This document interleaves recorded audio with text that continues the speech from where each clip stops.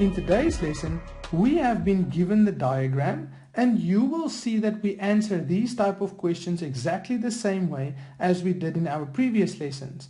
So we are going to draw our triangle, we're going to fill in our missing angles, and we're going to fill in our missing sides, and then we're going to use the information to calculate whatever has been asked.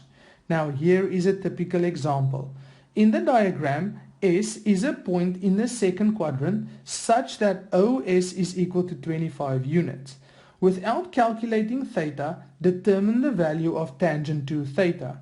So we're not allowed to use a calculator to calculate theta. We have to use the diagram. Now lucky for us, some things have already been given to us. So like this hypotenuse. Now once we drew in our hypotenuse in our previous lessons, we immediately connected it with the x-axis, and that's what we're going to do. There it is.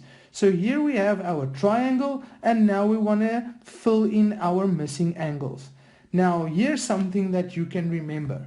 Now if you are given this angle here, which is on the outside of our triangle all the way to our hypotenuse, they call it theta. Now what we can do is we can make this angle between the x-axis and hypotenuse also theta. Now it's got to do with reduction formula, but for now you can just remember it this way. So now we've got this one angle. We know this is 90 degrees, so we fill that in, and our third angle will be 90 degrees minus theta, and there is our three angles. Now we can fill in our sides. Now this point S has been given to us with the x value k. So we can write here, this is k and this is our horizontal distance. Then we have been given a y value 24, so we can fill in this vertical distance as 24. There we go. Now we also know that OS has been given to us here in the question as 25 units, so we can fill that in as well. There it is. And now since we have two sides of this right angle triangle, we can also calculate k's numerical value. So we're going to use Pythagoras. Now remember, k is our base for this 90-degree triangle, and it's also our x value, but I'm just going to write it down as k. So k squared is equal to our hypotenuse squared minus our height squared, and remember this 24 is now our height. And then we get k squared is equal to 49, and to get k we're going to square root both sides, and k is equal to plus or minus 7.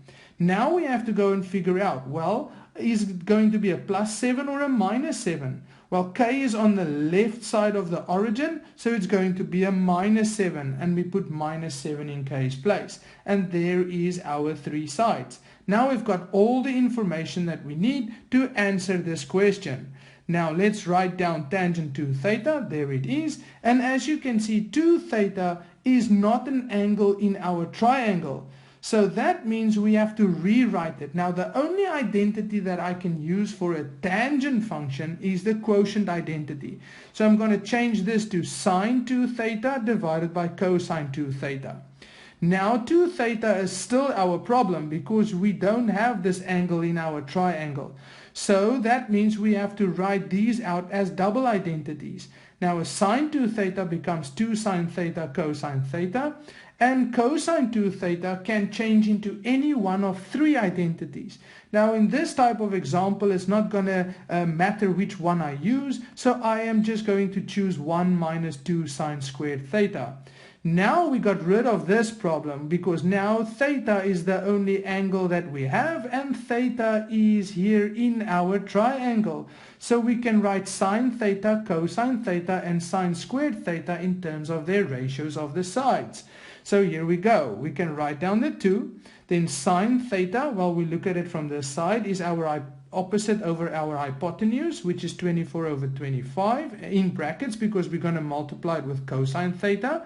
We again look at it from this side, so it's our adjacent, which is now minus 7 over the hypotenuse, and we write it down, minus 7 over 25, and then we have 1 minus the 2, and then sine squared theta can be written as sine theta in brackets squared. Now sine theta again is our opposite over our hypotenuse, we have 24 over 25 in brackets, and don't forget the square.